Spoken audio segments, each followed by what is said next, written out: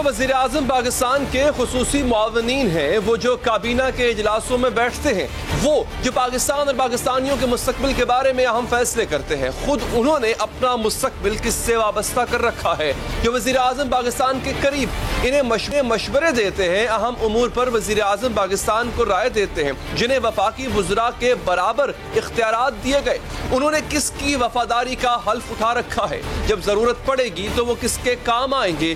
اس وقت وزیر اعظم کے پاس 5 معاونین خصوصی دوہری شہریت رکھتے ہیں۔ ناظرین، معاون خصوصی برائے پیٹرولیم ندیم بابر کی امریکی شہریت، معاون خصوصی برائے سمندر پار پاکستانی زلفی بخاری برطانیہ کے شہری ہیں، توانائی کے معاون خصوصی شہزاد قاسم امریکہ کے شہری ہیں، شہباز گل کے پاس امریکہ کا گرین کارڈ ہے، ندیم افضل چند کینیڈا کے شہری ہیں، ڈیجیٹل پاکستان کی معاون تانیہ ادریس کینیڈین شہری ہیں اور ان کے پاس سنگاپور کی بھی پرماننٹ ریزیڈنسی ہے، جبکہ معید یوسف کا کہنا ہے کہ وہ 1 سال قبل امریکی شہریت سے دستبردار ہو چکے ہیں۔ وفاقی وزیر فیصل وافڈا پر بھی اپنی دوہری شہریت چھپانے کا کیس ہے اور الیکشن کمیشن نے آج انہیں نوٹس جاری کیا ہے کہ اگر اگلی سماعت پر ان کی طرف سے کوئی پیش رفت نہ ہوئی، کوئی پیش نہ ہوا تو ان کا موقف اگر نہ آیا یک طرفہ کارروائی کی جائے گی۔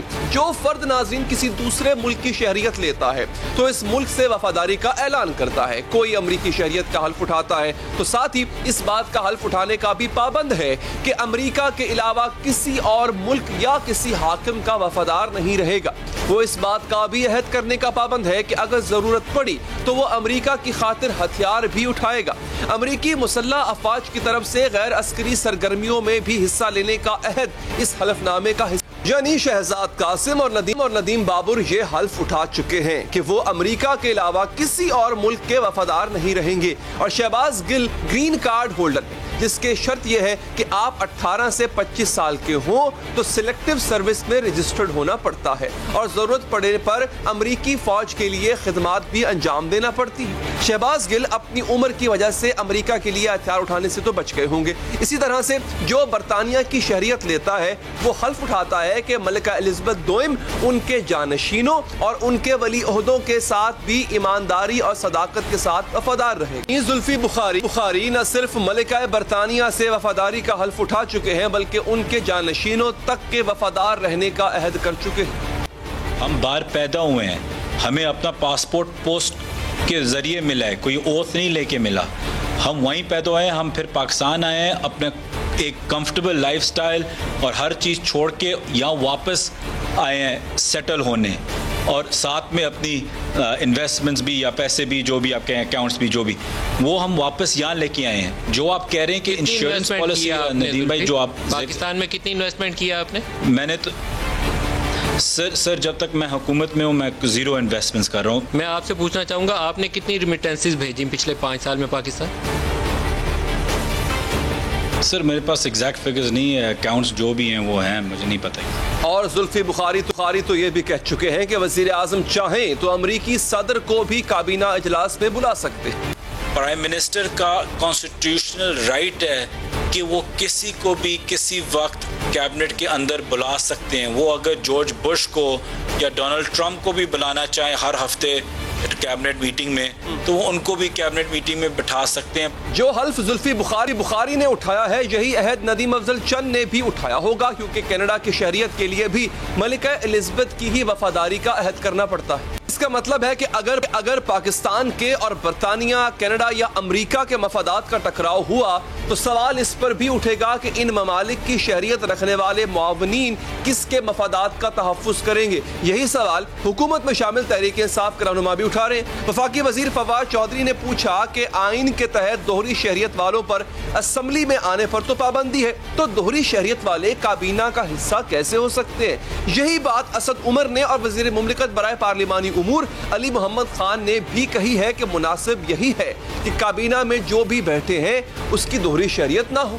مناسب یہی ہوگا دوہری شہریت کسی کی نہ ہو، کیونکہ بہرحال کابینہ کابینہ میں ایسی فیصلہ سازی ہوتی ہے جو کہ پارلیمنٹ سے زیادہ حساس معاملات آتے ہیں. وزیر ہوا بازی غلام سرور نے بھی ایک انٹرویو میں کہا تھا کہ کابینہ میں ایسے لوگ بیٹھے ہوئے ہیں جنہیں وہ بھی نہیں جانتے. وہ باتیں آج وفاقی وزراء کر رہے ہیں. بالکل اسی طرح کی باتیں عمران خان بھی کیا کرتے تھے. وزیر اعظم بننے سے پہلے عمران خان کا کہنا تھا کہ دوہری شہریت والا ملک کے فیصلے کیسے کر سکتے. یہ تب عمران خان صاحب کہا کرتے تھے. اب ان کا اور ان کی جماعت کا اور ان کے دیگر قائدین کا کیا موقف ہے پوچھیں گے. ہمارے ساتھ موجود ہیں منسٹر آف اسٹیٹ محترمہ گل صاحبہ زرتاج صاحبہ. بہت بہت شکریہ آپ کے وقت کا. یہ آپ نے سنایا, میں نے آپ نے سنا عمران خان صاحب کا اپنا موقف تھا. اچھا, آئین کیا گنجائش دیتا ہے آپ کو, قانون کیا کہتا ہے, یہ علیحدہ بحث ہے. قانون وہ تھا جو آپ کے لیڈر نے کہا تھا, آپ نے ایک اخلاقی بندش میں خود کو ڈال دیا تھا. اب آپ کے پاس جو 5-6 لوگ ہیں جو دوہری شہریت یا سٹیزن شپ رکھتے ہیں, آپ کو نہیں لگتا یہ اس معیار پہ پورے نہیں اترتے جو آپ کے لیڈر نے سیٹ کیا تھا؟ Thank you Ali Haider, thank you for inviting me. میں سمجھتی ہوں کہ پرائم منسٹر عمران خان ہمیشہ ہی ایک ایسا مائل سٹون سیٹ کر دیتے ہیں پولیٹیکل پارٹیز کے لیے کہ جو باقی پولیٹیکل پارٹیز اس کو اچیو کرنے میں ان کو مشکل ہی ہوتی ہے. وہ آپ نے بالکل ٹھیک کہا کہ کانسٹیٹیوشن میں تو ایسی کوئی لیگل اوبلیگیشن نہیں ہے. جو مشیر ہوتے ہیں یا ایسے پی ایم ہوتے ہیں, ایڈوائزرز ہوتے ہیں, وہ ڈیول نیشنل بھی ہو سکتے ہیں, وہ کسی اور ملک سے بھی آپ کسی کو بھی ایڈوائزری رول میں ایڈوائز کے لیے, یا پھر اگر ان کی کوئی ٹیکنیکل کوالٹی ہے آپ اس کی ٹیکنیکل ایکسپرٹیز کی بنا پر آپ ان کو لے سکتے ہیں. اس کے باوجود بھی پرائم منسٹر عمران خان میں تاریخ میں پہلی دفعہ, کیونکہ 23 سال سے انہوں نے جس ٹرانسپیرنسی کا انہوں نے وعدہ کیا تھا, اکاؤنٹیبلٹی کا, اسی کی وجہ سے انہوں نے ایک مورل obbligations کے طور پر اپنے ایسے پی ایمز کے ذریعے اور ایڈوائزرز کے ذریعے, اسپیشل اسسٹنٹ کے ذریعے انہوں نے ان کے تمام جو ہے وہ ایسٹس کا پوری ویب سائٹ کے اوپر دیا. اب جہاں تک یہ سوال آتا ہے کہ اس میں کوئی کانٹرڈکشن ہے, جو ہم پہلے کہتے تھے, کانٹرڈکشن کوئی نہیں ہے. دیکھیں, جب ہم لوگ پارلیمنٹیرینز پارلیمنٹ میں منتخب ہو کر آتے ہیں تو ہم ان لوگوں کے اوپر جو الیکٹ ہوتے ہیں ان کے اوپر یہ ضرور obligation ہے کہ ہم ڈیول نیشنل ہی ہو سکتے ہیں, ہمیں پاکستان کا نیشنل ہونا چاہیے. اور اس میں جو پرائم منسٹر عمران خان کی جو کویسچنز ہیں کہ زرتاج صاحبہ آپ پہ یہ obligation ہے جو یہ بڑا خوبصورت سوال ہے, یہ بڑا خوبصورت سوال ہے. نہیں میں بتاتی ہوں اس کا بڑا خوبصورت آپ نے سوال کیا ہے. لیکن میں پہلی والی بات کو کنٹینیو کرنا چاہتی ہوں کہ دیکھیں, پرائم منسٹر عمران خان کی جو اسٹیٹمنٹ آپ نے بتائی بھی ہے کہ جو ان کا یہ ویژن تھا, اور انہوں نے کہا تھا کہ آپ کو یہیں کا پاکستان کا ہی ہونا چاہیے اور آپ باہر سے اپنے ایسٹس یہاں پہ لے کر آئیں اور آپ زیادہ خدمت کر سکتے ہیں. تو بات تو پھر وہی ہے کہ ہم جو انڈر اوتھ ہوتے ہیں, میں انڈر اوتھ ہوں, میں نے جب ایز اے اسٹیٹ منسٹر میں نے اوتھ لیا ہے, میں نے حلف لیا ہے اپنی وفاداری کا. اسی طریقے سے جو ایم این اے آتے ہیں یا ایم پی ایز آتے ہیں, پرائم منسٹر ہوتے ہیں, وہ ڈائریکٹلی الیکٹ ہو کے آتے ہیں, تو وہ ایوان کا حصہ ہوتے ہیں اور ہم کوئی چیز پبلک سے چھپا نہیں سکتے. سوال وہاں سے پیدا ہوا تھا کہ جب آپ کے پارٹی کے بڑے بڑے لیڈران, یہاں تک کہ آپ کے پارٹی کے یا آپ کی حکومت کے یا آپ کی گورنمنٹ کے جو اس وقت کے کرنٹ پرائم منسٹر بھی تھے, وہ بھی انڈر اوتھ ہو کے, یا جو وہ فیڈرل منسٹر ہوں, چاہے وہ دفاع کے ہوں یا پلاننگ کے ہوں یا سی پیک اتھارٹی کو ہیڈ کرتے ہوں, احسن اقبال ہو گئے, خواجہ آصف ہو گئے, نواز شریف صاحب ہو گئے, جب وہ انڈر اوتھ کر کے انہوں نے جب جھوٹ بولا اور انہوں نے کنسیلمنٹ کی اور انہوں نے چھپایا کہ ان کے پاس اقامہ ہے, وہ کسی اور ملک میں چپڑاسی کی یا چوکیدار کی یا نائی کی جو ہے وہ نوکریاں کر رہے تھے اور دوسرے ملکوں سے وہ پیسے لے رہے تھے, اور وہ ایٹ اے ٹائم پاکستان کے اندر حلف بھی انہوں نے اٹھایا ہوا تھا کانسٹیٹیوشن کے اوپر کہ ہم اس ملک کے وفادار رہیں گے. تو یہ اس کے لحاظ سے ہے جو باہر سے. میں ایک بات یہاں پہ کروں, دیکھیں ٹیکنیکل ایشو نہیں ہے, میں عرض کرتا چلوں انتہائی ادب کے ساتھ, یہ ٹیکنیکل بحث ہے ہی نہیں. یہ ساری کی ساری بحث جو ہے وہ اخلاقیات پر مبنی ہے, کیونکہ اس اخلاقیات کا جو سٹینڈرڈ ہے زرتاج صاحبہ وہ عمران خان صاحب نے سیٹ کیا. وہ سیٹ کیا ہوا ہے کہ بھئی جس بندے کی دولت باہر ہوگی اس کو پاکستان میں ڈالر کے بڑھنے پر خوشی ہوگی, ڈالر کے کم ہونے پر اس کو خوشی نہیں ہوگی. جس بندے کی دولت باہر ہوگی, سٹیکس باہر ہوں گے, وہ پاکستان کی ترقی نہیں چاہے گا. اب یہ سٹینڈرڈز ہمیں عمران خان صاحب نے دی ہیں.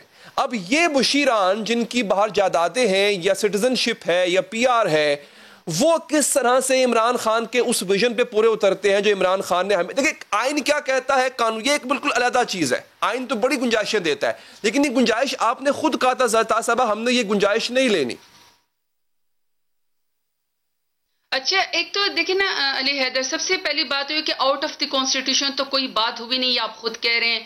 اب آپ کہہ رہے ہیں کہ جی مورل آبلیگیشنز تو وہ بھی پرائم منسٹر عمران خان نے خود ہی اپنے ایڈوائزر ایس پی ایمز اور اسپیشل اسسٹنٹ کے تمام جو ان کے ایسٹس تھے وہ ڈکلیئر کروائے. اب سوال یہ پیدا ہوتا ہے کہ آپ جس سٹینڈرڈ پہ آپ پرائم منسٹر عمران خان کی بات کر رہے ہیں کہ کیا یہ جو ان کے ایڈوائزر ہیں یا ان کے اسپیشل اسسٹنٹس ہیں، انہوں نے یہ جو ان کی جائیدادیں ہیں باہر، کیا یہ انہوں نے پاکستان سے چوری کر کے یا منی لانڈرنگ کر کے یا پاکستان سے یہاں سے بیٹھ کے انہوں نے یہ پاکستان کی چوری کر کے پیسہ، یا یہ پبلک اکاؤنٹ ہولڈر تھے، پبلک آفس ہولڈر تھے، کیا انہوں نے تب یہ بنائے ہیں؟ نہیں، انہوں نے نہیں بنائے. یہ پاکستان سے باہر جا کے یہ اوورسیز پاکستانی تھے، انہوں نے اپنی ایکسپرٹیز کی وجہ سے، اپنے کاروبار کی وجہ سے، اور انہوں نے وہاں پہ یہ اپنی جائیدادیں بنائی. اس کے بعد یہ کہ پاکستان کی کابینہ کا اسپیشلی ایڈوائزر ان کا رول ہے کیونکہ وہ ٹیکنیکلی ساؤنڈ ہے. اب انہوں نے اس کی وہ بتائی ہے، وہ اپنے انہوں نے ایسٹس ڈکلیئر کیے ہیں. خرابی وہاں سے پیدا ہوتی ہے جب آپ پبلک آفس ہولڈر ہوں. ایک تو آپ کنسیلمنٹ کریں، آپ جھوٹ بولنے ڈر ہوتے کہ پھر آپ پاکستان کے پیسے منی لانڈرنگ کر کے اقامہ کی صورت میں یا کسی اور ملک میں لے کر جائیں، پھر آپ کہیں کہ جی یہ ہے وہ ذرائع، اس ذرائع میں صرف قتل خط نکلے. ایک اور طرح سے پیش کرتا ہوں، اور یہ میں جو پیش کر رہا ہوں اپنے پوائنٹ کو، یہ میرا پوائنٹ نہیں ہے دراصل کہ وہ میں عمران خان صاحب کی باتیں رہ رہے کہ یاد آتی ہیں، کیونکہ ہمیں سکھا دیا گیا تھا، عمران خان صاحب نے اتنی یہ اس بار تو دہرایا، ہم سیکھ چکے تھے.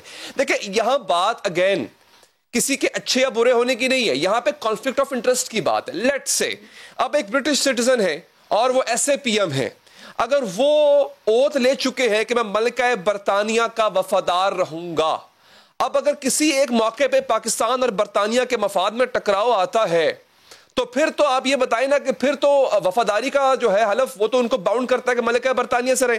اچھا امریکہ کا جو حلف نامہ ہے وہ بھی ایک تو یہ کہتا ہے کہ میں ریاست ہائے امریکہ کا وفادار رہوں گا، اور یہ بھی کہتا ہے کہ جنگ کی صورت میں میں ہتھیار تک اٹھاؤں گا، میں امریکہ کے لیے ہتھیار اٹھاؤں گا.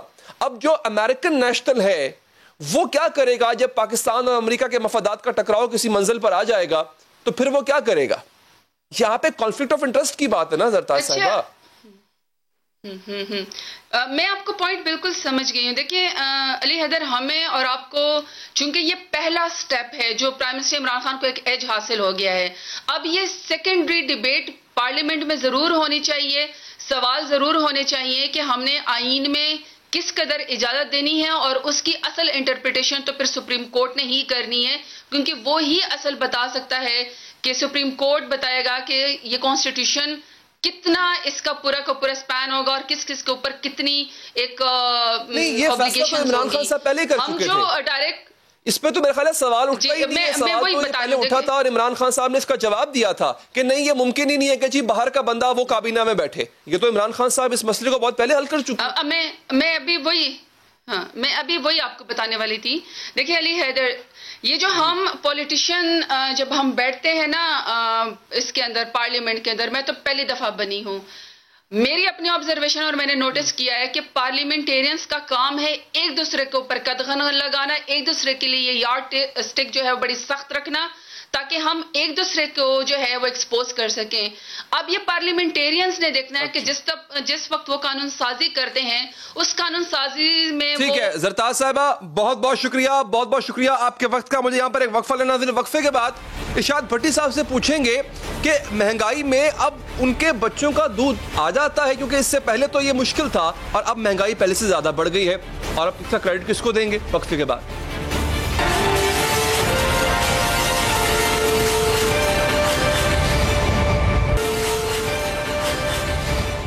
ناظرین، ہم بار بار اپنے پروگرام میں آپ کو بتاتے ہیں کہ مہنگائی کس قدر اور کس رفتار سے بڑھ رہی ہے. ملکی قرضے 2 سالوں میں 12,941 ارب روپے کے اضافے کے بعد 42,800 ارب سے بڑھ چکے ہیں.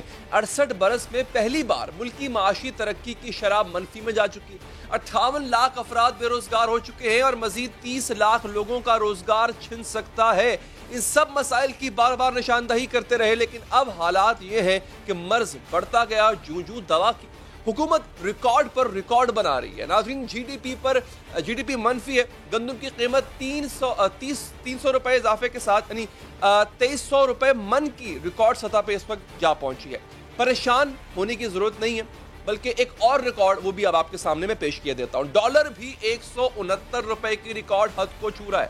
یہ تمام ریکارڈ پی ٹی آئی حکومت نے ہی بنائے ہیں ناظرین. عوام کی بات کرنے والے, عوام کا دم بھرنے والے اقتدار کی غلام گردشوں میں پہنچے ہیں تو عوام کی تکلیفیں, آہیں, سسکیاں حکمرانوں کو سنائی تو دیتی ہیں مگر گراں گزرنے لگتی ہیں.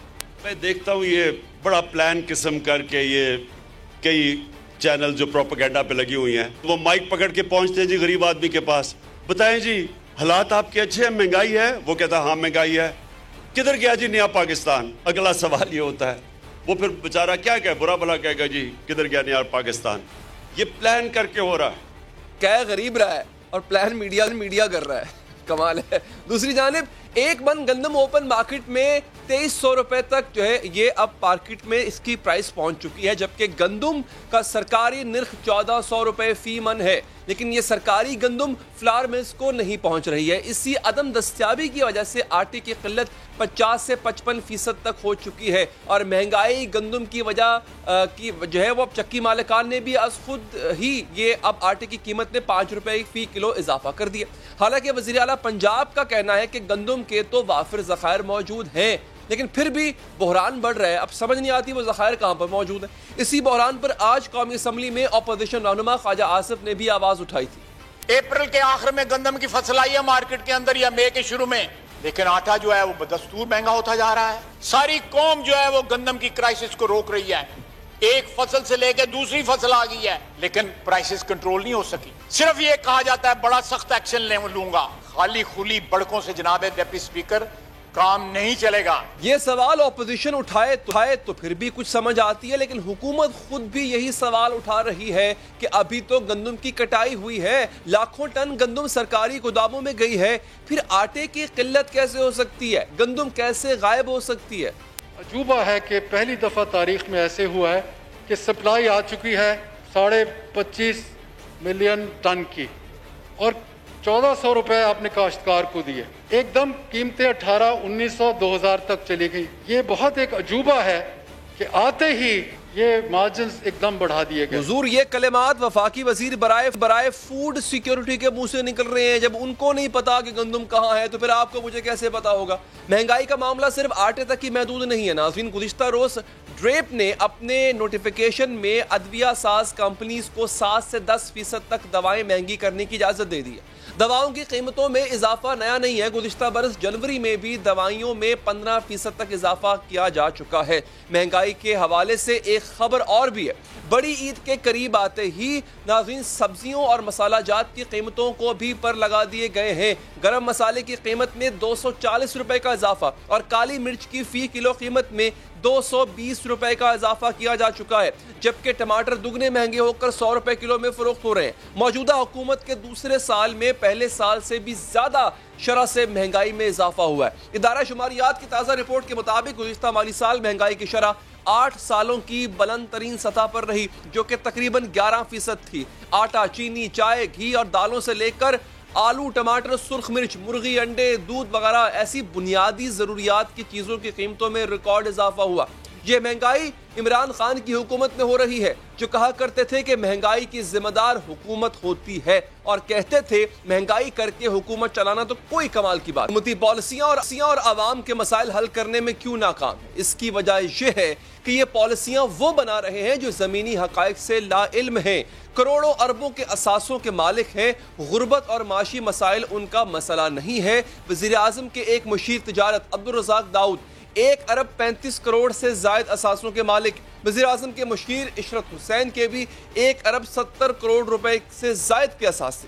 چیئرمین سی پیک اتھارٹی اور معاون خصوصی عاصم سلیم باجوہ کے اثاثوں کی مالیت 16 کروڑ 10 لاکھ سے زائد ہے. انہوں نے 2016 ماڈل کی ٹویوٹا پراڈو زیڈ ایکس کی قیمت صرف 30 لاکھ روپے لکھی, حالانکہ اس کی مارکیٹ کی قیمت کم و بیش 3 کروڑ روپے ہے. اثاثہ جات کے حوالے سے جب عاصم سلیم باجوہ صاحب سے صحافیوں نے سوال پوچھا تو انہوں نے کوئی جواب. وزیر اعظم کے مشیر خزانہ ڈاکٹر عبدالحفیظ شیخ بھی 30 کروڑ روپے سے زائد اثاثوں کے مالک ہیں. اگر عوام کے فیصلے کرنے والے مسائل سے دور ہوں گے تو پھر فیصلے زمینی حقائق سے مختلف ہی ہوں گے. یہ مشیر خزانہ حفیظ شیخ ہی تھے جب گزشتہ برس ٹماٹر کی قیمت 300 روپے فی کلو ہو گئی تھی تو یہ عوام کو بتا رہے تھے کہ ٹماٹر تو 17 रुपए किलो है। गलत वो शायद एक टमाटर की कीमत बता रहे थे। सिर्फ मुशीर खजाना ही नहीं बल्कि महंगाई के मामले पर अक्सर हुकूमती शख्सियात ऐसे ही कई बयानात दे चुके।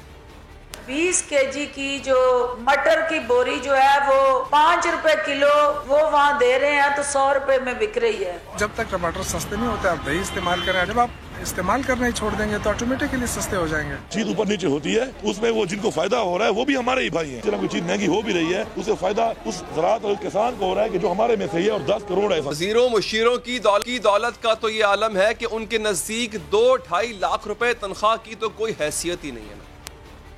वजीर बनने का ये मतलब नहीं होता, क्योंकि वजीर की तनख्वाह तो कुछ होती नहीं है। 2 लाख और 11, 15, 12 हज़ार रुपए कुछ मिलती है। मामला सिर्फ वजीरों मुशीरों तक ही महदूद नहीं है। खुद वजीर आजम भी यही कह चुके हैं कि लाखों की तनख्वाह से तो उनका भी गुजारा नहीं होता।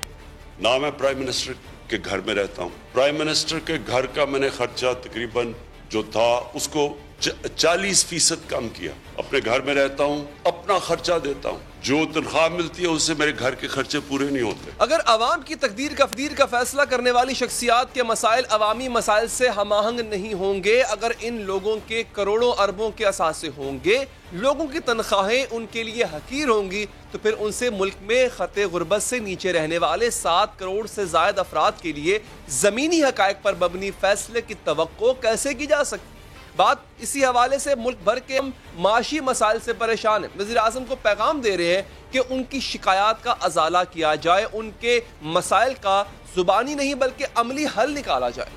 पेट्रोल माफिया, चीनी माफिया, आटा माफिया, हर चीज़ इस कदर कंट्रोल से बाहर हो रही है। भी हमारे इलाके में 860 रुपये का, यहाँ 1200 रुपये का तोड़ा बिक रहा है। गरीब आदमी क्या करेगा।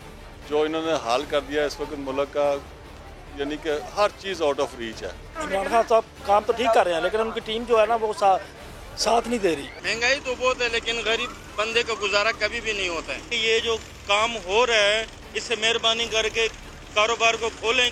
अवाम को मुश्किलात का सामना है और आटे का बहरान अवाम की जो है वो कमर पर एक और भारी पत्थर साबित हो सकता है। बात करेंगे इसी हवाले से। हमारे साथ है सहाफ़ी तज्ज़िया निगार जनाब इरशाद भट्टी साहब। भट्टी साहब शुक्रिया आपके वक्त का। सर आपका मेरा ख्याल है कि अब बच्चों का दूध छीनने की पूरी कोशिश है, जिसमें कामयाब भी हो गई है। हुकूमत का कसूर कह लें, माफिया का कसूर कह लें, कसूर वैसे सर है किसका? खान साहब तो कहते थे महंगाई हो तो हुकूमत कसूरवार होती है। पहली बात तो ये है अली हैदर भाई कि आप मेहरबानी करके अपना खुद को शामिल ना करें। पहले जो आप इंट्रो दे चुके हैं उसमें सिर्फ आपने कहा था कि इरशाद भट्टी के बच्चों का दूध, तो वो आपको मैं पहले भी बता के गया था कि पिछले दूध पी गए थे, इन्होंने भैंसें ही बेच दी और भैंसें बेचकर आरिफ अलवी साहब मोहतरम ने ऐवान सदर में मुशायरा करवा लिया था। 28 लाख की भैंसें, 36-32 लाख का मुशायरा, लिहाजा अब भैंसें बिक चुकी हैं। जहाँ तक आपकी महंगाई का बात है तो पहली बात तो वही घिसी पिटी बात है, कोई किसी को समझ नहीं आती कि अगर हुक्मरान और कौम एक स्टोर से, एक बाजार से खरीदारी करते तो ये सूरत हाल ना होती। अगर हम सारे एक अस्पताल में इलाज करवाते तो दवाइयाँ महंगी ना होती। अगर एक नलके से पानी पीते तो आज पानी का मसला हल हो चुका होता। अगर एक स्कूल में मेरे और अली जैदी साहब या किसी और के बच्चे जाते होते पढ़ने के लिए तो एजुकेशन बेहतर हो चुकी होती, आधे मसाइल हमारे हल हो चुके होते। दूसरी वही बात फिर घिसी पिटी, अगर दवाइयों वाले मसले पर हुकूमत हथकड़ियां लगा लेती मुजरमों को, या तंबाकू वाले केपी के जो फायदा उठा गए हैं, या सिंध के गुटके और छालिए और ईरानी तेल वालों को हथकड़ियां लगा लेती तो दवाइयों का स्कैंडल ना होता। अगर दवाइयों वालों पे लगा लेती तो आटा गंदम का ना होता, मसला बुरान आता। अगर आटा गंदम वालों पे हथकड़ियां लग जाती तो चीनी बुरान ना होता। अगर चीनी वालों को हथकड़ियां लग जाती तो निजी बिजली घर डाके ना होते। अगर निजी बिजली घर डाकों वालों को हथकड़ियां लग जाती तो पेट्रोल ना होता। अगर पेट्रोल वालों को हथकड़ियां लग जाती तो कभी महंगाई ज़ख़ीरा अंदोज़ी ना होती। दूसरी बात यह है कि अब आप एक है महंगाई, वो तो है। एक तो सबसे पहले ये ज़हन में ज़रूर रखें हर सवाल के जवाब में, ये अल्हम्दुलिल्लाह अनगवर्नेबल मुल्क होता जा रहा है। 24 करोड़ की आबादी है, आप बंदे पे बंदा चढ़ा हुआ है। अजीबो गरीब है कि 5.25 सेकंड के बाद एक बच्चा पैदा होता है इस मुल्क में, ये अक़वाम मुत्तहिदा की है और वो वार्निंग दे चुकी है। दूसरा एक महंगाई है, एक है मसनूई महंगाई, हुकूमत और हुकूमती रेट का ना होना। इमरान खान सही कह रहे हैं, जब हुकूमत और हुकूमत मैं उनको करप्ट नहीं कहूंगा क्योंकि मैं अभी भी मेरा ख्याल है वो ईमानदार आदमी है, लेकिन उनके इर्द गिर्द करप्शन के आलम चन्ने बैठे हुए हैं। वो करप्शन करने का उनका स्टाइल और है, वो एक अलहदा बात है, उस पर बड़ी डिबेट हो सकती है। मसनूई महंगाई, एक महंगाई दूसरी मसनूई महंगाई, हुकूमत और हुकूमती रिट का ना होना, सियासी टीम और ब्यूरोक्रेसी का नाहिल होना, नालायक होना, माफियाज का हुकूमत में बैठे होना, माफियाज के नुमाइंदों का हुकूमत में बैठे होना, चीनी, तंबाकू, पेट्रोल, क्या क्या आप बताएं। ये आप बताएं ना कि ये नदीम बाबर साहब जो अरबपति हैं, इनकी ज्यादातर इन्वेस्टमेंट कहाँ है? पेट्रोल में, ऑयल सेक्टर में, और वो किसके मशीर हैं? Petrol oil sector. Razzaq Dawood साहब अरबपति जो हैं, उनकी ज्यादा उन्होंने कहां से कमाया है? इंडस्ट्री और बाकी सारों से, सैनिटाइजर, मेमन डैम ठेका, फलाना फलाना, शुगर, चीनी सब्सिडी, और वो कहां बैठे हुए? इन्हीं चीजों के इंचार्ज हैं। अच्छा, और तीसरी है खौफ खुदा से आ रही ये कौम। ये आपको बुरा लगेगा लेकिन ये हैं हम। सैनिटाइजर की जरूरत पड़ी, महंगा हो गया। मास्क की जरूरत पड़ी, महंगा हो गया। कोरोना दवाइयों की जरूरत पड़ी, महंगा हो गया। क्वारंटीन कैंपों से मैयत लेने के पैसे लिए जाते रहे हैं। और अस्पताल का ये पिंडी इस्लामाबाद में जो कोरोना के पीक दिनों में अस्पताल का बेड जो है ब्लैक में बिकता रहा है। अच्छा, हुकूमती नाइली नालायकी क्या है? ब्यूरोक्रेसी की मुजरमाना गफलत। अद्वियात 6 मरतबा बढ़ी हैं और 18 मरतबा अद्वियात वालों ने बढ़ाई हैं। 6 मरतबा हुकूमत ने बढ़ाई हैं, 11। आटा गंदम, आज आटे का थैला जो 20 किलो का है वो 1100, 1200, 1300 तक चला गया है। क्यों चला गया है? कभी हुआ ही नहीं ऐसे, इसलिए कि ये हुकूमती नाइली। पेट्रोल 2 दर्जन मरतबा बढ़ चुका है, पेट्रोल गैस। मसनूई बोरान, मसनूई कैत, मसनूई और महंगाई और ज़ख़ीरा अंदोज़ी। हालत ये इस हुकूमत की कि डॉलर का नोटिस लिया, डॉलर आसमान पर। अद्वियात का नोटिस लिया, वो आसमान पर। आटा गंदम का नोटिस लिया, वो आसमान पर। चीनी का नोटिस लिया, 90 रुपए किलो में पिंडी में ब्लैक में बिक रही है चीनी। 1 रुपए किलो बढ़े तो 5.5 अरब का फायदा होता है चीनी माफिया को। ये 75 रुपए पर शुगर रिपोर्ट आई थी, अब 90 से आगे चली गई। आप अंदाजा कर लें कितना फायदा हो चुका होगा। पेट्रोल 74 से 100 हो गया। अच्छा, अजूबा देखें, शेख रशीद कह रहे हैं 14 मरतबा मैं वजीर रहा और मुझे एक कोरोना का इंजेक्शन नहीं मिल रहा था। भला हो चेयरमैन एनडीएमए का जिसने अरेंज करके दिया, शेख साहब, हमारे नजूमी बाबा आमल साहब, ये मुझे बताएं कि 14 मरतबा वजीर रहने के बाद, चलो हादसे तो 80 छोड़ दें, रेलवे को वो तो छोड़ दें, वो तो मर गए गरीब, मर गए, रेलवे गरीब की सवारी छोड़ दें। 14 मरतबा वजीर रहने के बाद आपको अगर एक इंजेक्शन नहीं मिल रहा तो नाकामी किसकी है? फिर भी वजारत पे चिमटे हुए, छोड़ जाएं ये वजारत। मेरा चेयरमैन एनडीएमए तो नहीं वाकफ, मैं कहां जाऊं अगर मुझे कोरोना का वो इंजेक्शन नहीं मिले। अजूबा ये है, फखर इमाम साहब जिनकी आप बड़े लैंडलॉर्ड हैं, वो फरमा रहे हैं कि गंदम खरीदी थी, गंदम वाफिर मिकदार में हुई थी, गंदम खरीदी थी और अब गंदम नहीं मिल रही। तो ये किसका है फॉल्ट है भाई? असेंबली में इतला देने का क्या मतलब है? असेंबली में इतला देकर तो खुद कुछ हमला कर चुके हैं। गुलाम सरवर साहब पीआईए पे तबाही फेर दी है, पूरा मुल्क मुझे जाली जाली समझ लाए, आप भी यही इतला दे रहे हैं। अच्छा, फिर अजूबा ये है, इमरान खान साहब लाहौर में फरमा रहे हैं, मुझे मियाँ वाली और लाहौर वालों ने बताया है कि मुल्क में करप्शन बढ़ गई है। ओ भाई, किस मियाँ वाली और लाहौर के अलावा भी दुनिया किसी से आके पूछ लो। ये मीडिया बताता था तो वो माफिया हो जाता था, नेगेटिव हो जाता था, सनसनीखेज हो जाता था, पिछलों का नवाजा हुआ हो जाता था, इसको ना देखो, अखबारें ना पढ़ो। अब आपको किसने बताया? हम बताते थे कि करप्शन बढ़ गई है तो अजूबा। अच्छा, ये अजूबा ये है कि वो जो आपने सुनाया, ये जो हमारी मईशत खजाना पे बैठे हैं, बैतुल माल पे बैठे हैं जनाब हफीज शेख साहब, वो 17 रुपए किलो टमाटर बेच रहे थे, ये अजूबा है। अजूबा ये है कि वो जो 20 किलो की फिरदौस आशिक साहबा चली गई हैं, 20 किलो की वो 5 रुपए में मटर की बोरी बेच रही थी। अजूबा ये है कि शौकत यूसुफ साहब कह रहे थे टमाटरों को छोड़ दो, दही डाल लो। ये अजूबे हैं, ये सारे मिल के अजूबे हैं। अब बात ये है भाईजान कि ये अब आप मुझे बताएं कि यानी अब कल परसों से दोहरी शरीयत वाला चला। पहले तो मेरा दिल कर रहा है जितना आपने अच्छा इंट्रो दिया, मैं आसम सलीम बाजवा साहब की लैंड क्रूजर आपको दे दूं। 10 लाख मैं डालूं, 10 लाख तारक अजीज साहब को कहता हूं वो डालते हैं, 20 लाख की लैंड क्रूजर हो जाती है और वो आपको गिफ्ट कर दूं। परसों तरसों आप पे ट्वीट देख रहा था, आपके अंदर से जेलसी झलक रही थी। अच्छा, दोहरी शरीयत वाले हमारे भाई, दोहरी शरीयत वाले, मुझे इनसे कोई एतराज नहीं, दोहरी शरीयत होनी चाहिए। दोहरी शरीयत के वाले मुझसे ज्यादा मुहिब वतन होंगे। दोहरी शरीयत वाले आके यहाँ मुल्क कौम की खिदमत कर सकते हैं और दोहरी शरीयत का कोई मसला नहीं है मुझे मुआवनीन मशीर बने। मसला क्या है? मसला ये है कि इमरान खान ने 22 साल हमें एक बात समझाई, सिखाई, बताई। जब आप हुक्मरान और हुकूमती टीम का हिस्सा बनते हैं, आपका पासपोर्ट पाकिस्तानी होना चाहिए, आपकी जायदादें मुल्क में होनी चाहिए और आपकी औलादें और यहाँ होनी चाहिए, वरना जब भी यहाँ मसला आएगा ब्रीफ केस उठा के भाग जाते हैं। हाई मॉरल ग्राउंड, बिल्कुल तभी हम नवाज शरीफ के अकामे पे हम खड़े हो जाते थे कि नवाज शरीफ साहब आप तो अकामा, आप तो प्राइम मिनिस्टर पाकिस्तान, ये स्टैंडर्ड हमें तभी आप भट्टी साहब ये स्टैंडर्ड हमें इमरान खान ने दिया था। और ये बात मैं ज़रताज साहिबा को 10 दफ़ा समझाने की कोशिश मैंने की कि ये बात आइन और उसूलों की नहीं, ये उस इखलाकी स्टैंडर्ड की है जो आपने खुद सेट किया था। खैर भट्टी साहब, आपने बहुत ही ज़बरदस्त तज़किया दिया मौजूदा सूरत हाल पर, बहुत बहुत शुक्रिया जनाब इरशाद भट्टी साहब हमारे साथ। नाज़रीन, ऑपोजिशन क्या अभी भी सोई रहेगी या अपना कोई किरदार निभाएगी, ये पूछेंगे राना सनाउल्लाह साहब से वक्फे के बाद।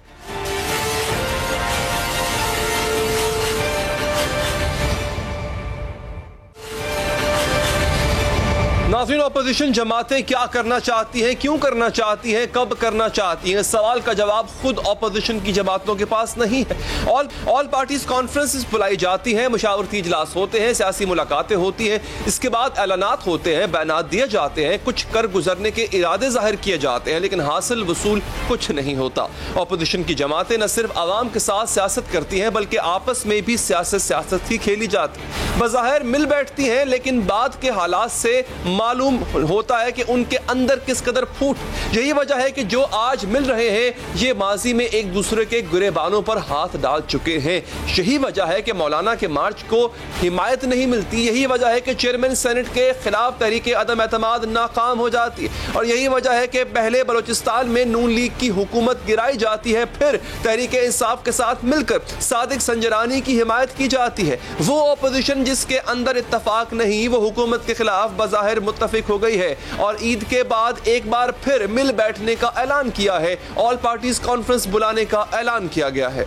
सारी जमातें इस बात पे मुत्तफिक हैं कि ये हुकूमत इस बड़े मसले से जान छुड़ाने के लिए और बाकी मसाइल से जान छुड़ाने के लिए एक जॉइंट हिकमत अमली के लिए कमेटी तश्कील दी गई है। पाकिस्तान 72 साल के बाद ये अफोर्ड नहीं कर सकता कि इसे किसी नए फैशिस्ट एजेंडे के तजुर्बे का बनाया जाए। इधर ऑल पार्टीज कॉन्फ्रेंस का ऐलान किया गया, उधर खबरें आ गई कि नून लीग इस कॉन्फ्रेंस में ताखीर चाहती है और वजह बताई जाती है कि एक तो शहबाज शरीफ की पेशियां चल रही हैं, दूसरा उनकी सेहत भी ठीक नहीं। ये कॉन्फ्रेंस हो भी जाए तो इसके बाद क्या होगा? क्या ऑपोजिशन की जमातें सियासी मज़ाहमत के लिए तैयार भी हैं? क्योंकि सियासी मज़ाहमत या जद्दोजहद के लिए किरदार चाहिए होता है। नाज़रीन, किरदार का इल्म किसी की बहादुरी से होता है, किसी के कंसिस्टेंट रहने से होता है, मुश्किल वक्त में डट कर खड़े रहने से होता है, सच को बरमला सच कहने से होता है, ईमानदारी से होता है। लेकिन ये सियासी किरदार बस अपने किरदार की तलाश में रहते, अपना किरदार अदा करने के लिए इशारे के इंतजार में। लेकिन अब की बार किसके इशारे का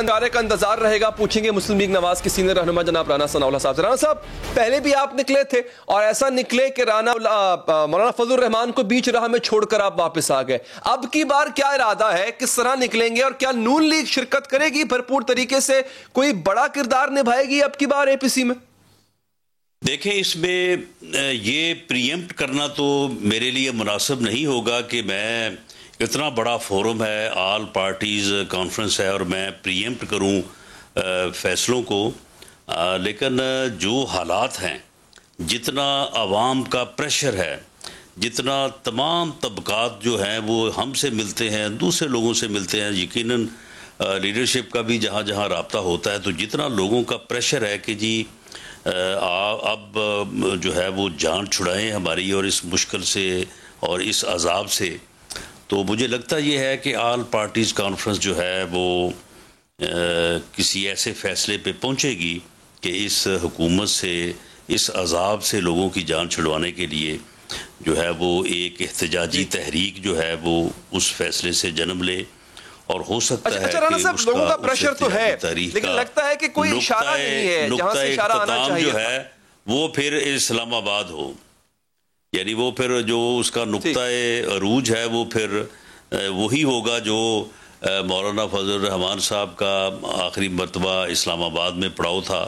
तो ये बातें मुझे एक सियासी कारकुन के तौर पे मेरा यानी अंदाज़ा है या मेरी एप्रीहेंशन कह लें या असेसमेंट कह लें कि इस तरफ जो है वो सोच जो है वो लोगों की जो है वो जा रही है कि इस किस्म के अपोजिशन जो है वो फैसले पे पहुंच सकती है। اچھا تو رانا صاحب لوگوں کا تو پریشر ہے, آپ کے اپنے کارکنوں کا پریشر ہے, مگر اس کے لیے ایک اشارہ بھی چاہیے ہوتا ہے, مطلب ایک ایسا اشارہ ہوتا ہے کہ جس کے بارے میں فیصل واڈا کہتے ہیں کہ یہ سینٹ کا چیئرمین نہیں بدل پائیں گے تو نہیں بدل سکتے.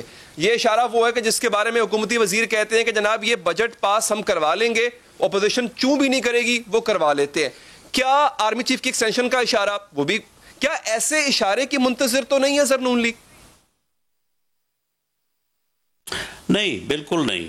اور ان چیزوں میں جن چیزوں کو آپ نے ذکر کیا ہے اس میں حقائق کے اندر کچھ اور حقائق بھی ہیں جن کے اوپر گفتگو کرنا اس لیے مناسب نہیں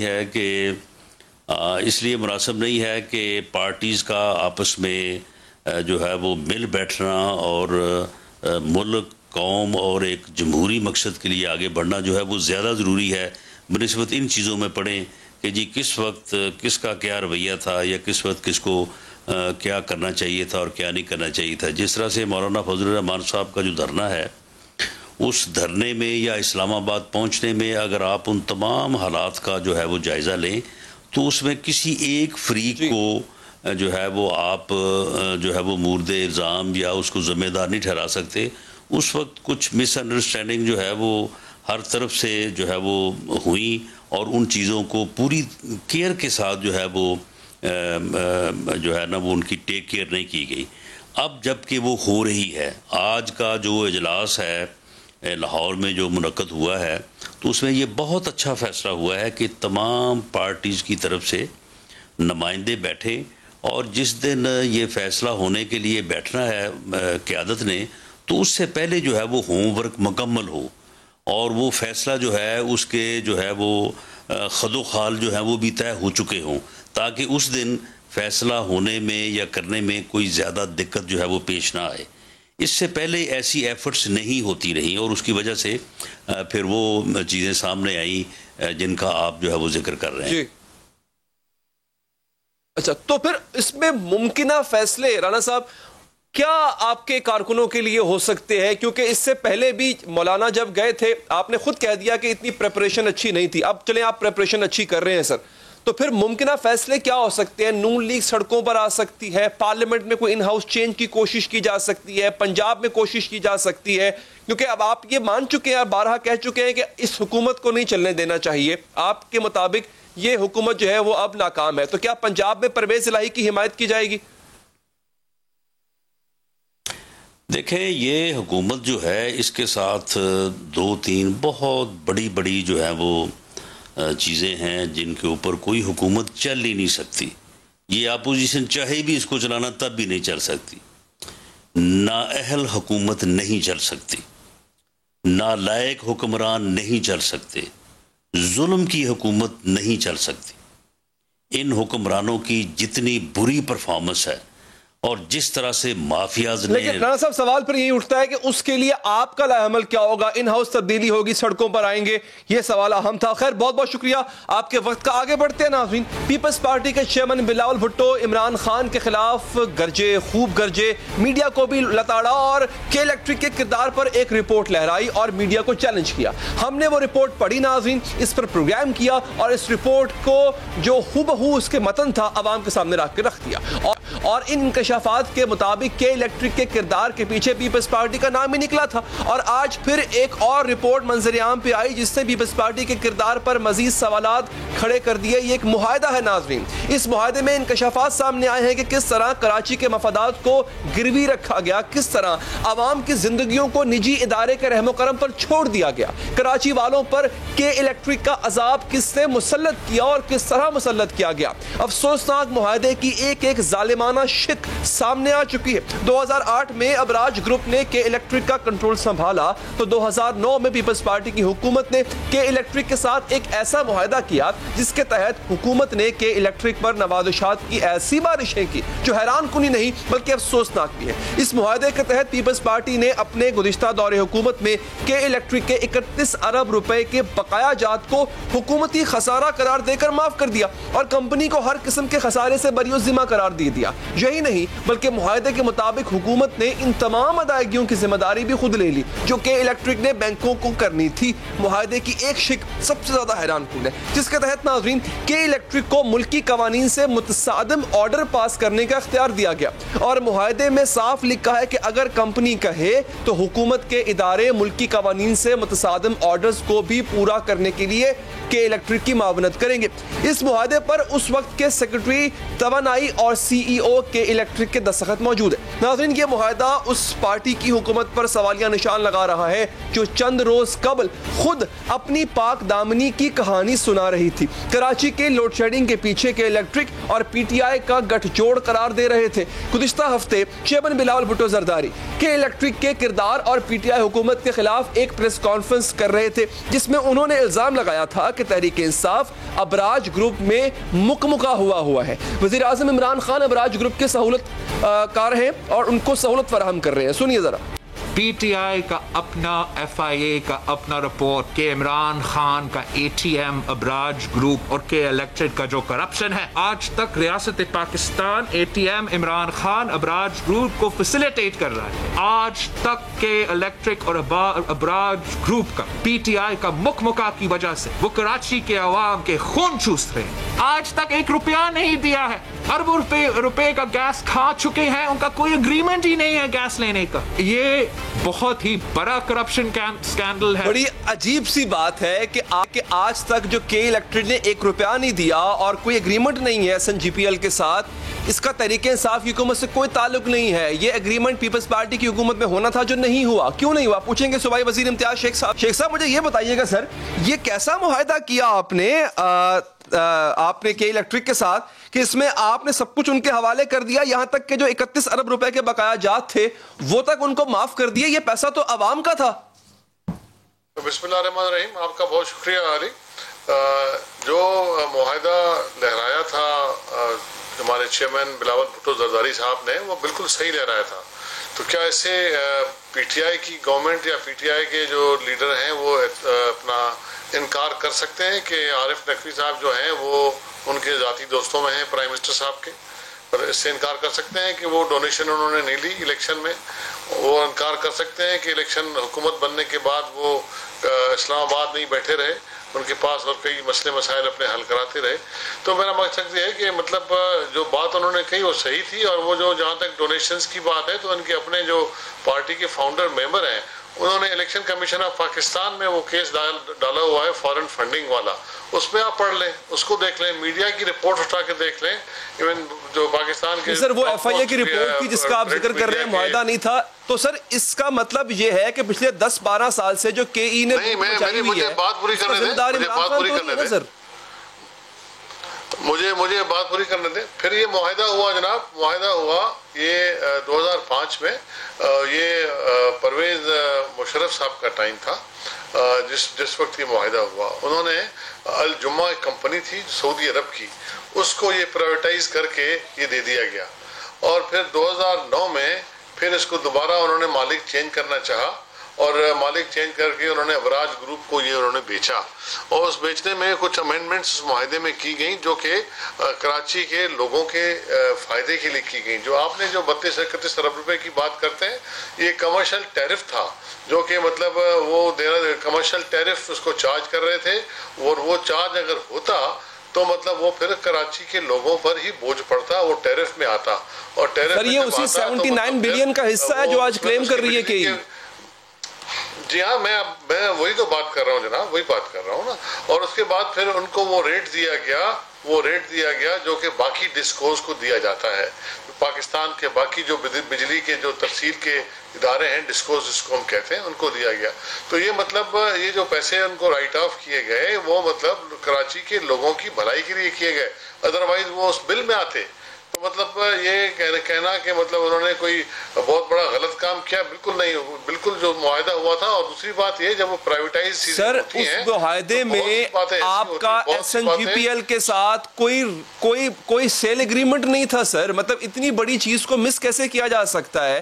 آپ نے چیک ہی نہیں کیا کہ S N G P L کے ساتھ سیل ایگریمنٹ نہیں. اور آج S N G P L جو ہے وہ ترلے کر رہا ہے کہ ہمارے ڈیوز واپس کر دو. اور وہ کہہ رہے ہیں جب ایگریمنٹ ہی نہیں ہے جناب ہمارے ڈیوز اتنے بنتے ہیں, وہ کہتے ہیں ہمارے ڈیوز रोज इतने बनते हैं, ये कॉन्फ्लिक्ट आया क्योंकि आपने मुआहदा नहीं करवाया था। नहीं, ये आपको किसी ने गलत बताया, क्योंकि मैं उन बहुत मीटिंगों में बैठा हूं जब सुई गैस वालों ने गैस वाली कंपनियों के साथ और कराची इलेक्ट्रिक की आपस में हमने इस मसले को सुलझाने के लिए बात की थी। एग्रीमेंट वाली इसमें कोई बात नहीं है। सर मैंने तो उस रिपोर्ट में पढ़ा है जिसको लहरा रहे थे बिलावल भुट्टो साहब। सर देखें, रिपोर्ट में लिखा है शेख साहब, मैं अपने तरफ से नहीं कह रहा। अब देखें, मुझे मेरी बात सुने ना आप, अब ये बात आप सवाल करके आधे दूसरा जवाब शुरू कर देते हैं आप। ये जो कराची इलेक्ट्रिक वाले उनके सुई गैस के ड्यूज अपनी तरफ मानते हैं। असल मसला है इंटरेस्ट के पैसों का। वो कहते हैं कि इन पैसों पे हमें इंटरेस्ट भी दो, और उस वजह से वो पैसे उनके बने हैं जो कि वो मतलब नहीं देना चाहते। और उस पर कराची इलेक्ट्रिक उनको कहता है कि जो हमारे पैसे ड्यूज हैं गवर्नमेंट ऑफ पाकिस्तान के मुख्तलिफ इदारों में, उन पर भी हमें आप इंटरेस्ट दें। ये इशू है, ये इशू नहीं है कि वो पैसे नहीं मानते और वो मतलब तरले कर रहे हैं एग्रीमेंट। ये आपको किसी ने गलत इन्फॉर्मेशन सर, वो अगेन सर मैं ये रिपोर्ट पढ़ देता हूँ। शेख साहब देखिए, अगेन मैं बात आपकी काट रहा इसलिए रहा हूँ कि बात किसी गलत ट्रैक पर जा रही है। मैं रिपोर्ट पढ़ देता हूँ। रिपोर्ट ये कह रही है, वही रिपोर्ट जिसको बिलावल साहब दिखा रहे थे, कह रहे थे कि मीडिया नहीं दिखाता। सर ये एफआईए की रिपोर्ट है जिसको बिलावल साहब दिखा रहे थे। मैं उसी रिपोर्ट का हवाला बार बार दिखा रहा हूँ और स्क्रीन पे भी चला रहा हूँ। वो ये रिपोर्ट कहती है कि एसएनजीपीएल के साथ कोई सेल एग्रीमेंट नहीं था, सेल एग्रीमेंट नहीं था, और यही वजह है कि एसएनजीपीएल कोई और न्यूज़ बता रही है, कि और न्यूज़ बता रही है, और यही वजह है कॉन्फ्लिक्ट आ रहा है। देखें, एग्रीमेंट तो ये जितने भी हुए थे वो 2005 में हुए थे ना, जो बेसिक एग्रीमेंट्स थे। उसके बाद एग्रीमेंट्स चेंज नहीं हुए। वो परवेज मुशर्रफ का ज़माना था जब ये एग्रीमेंट हुए। और ये जब ये अबराज ग्रुप के पास आया है, ये तो मतलब फिर आया है 2008-2009 में। और इनके फिर उन्होंने अमेंडमेंट्स कुछ सितंबर 2008 चीज़ें ऐसी होती हैं प्राइवेटाइजेशन के वक्त बहुत सी चीज़ें करनी पड़ती हैं। लेकिन मैं एक बात बता दूं आपको, जो भी आप बात कर रहे हैं ना, ये पुरानी बातें हैं। इनमें मतलब चीज़ें ऐसी, बहुत सी चीज़ें ऐसी थी जो जब आदमी प्राइवेटाइज नहीं कर सकता, वो नहीं हो रही होती हैं, तो बहुत से आपको इंसेंटिव्स देने पड़ते हैं। आप मुख्तलिफ इदारों को सर पुरानी बातें कैसे हैं? आप 10 साल का इल्जाम इमरान खान पे लगा रहे हैं। 10 साल पहले जो मुआहदे हुए थे जिनमें खराबी थी, उसका इल्जाम तो किसी और पे लगेगा ना, आप पे लगेगा। बहुत बहुत शुक्रिया। आपके वक्त का प्रोग्राम का वक्त भी यहाँ पर खत्म हुआ चाहता है। दीजिए इजाजत, अल्लाह ने के बाद।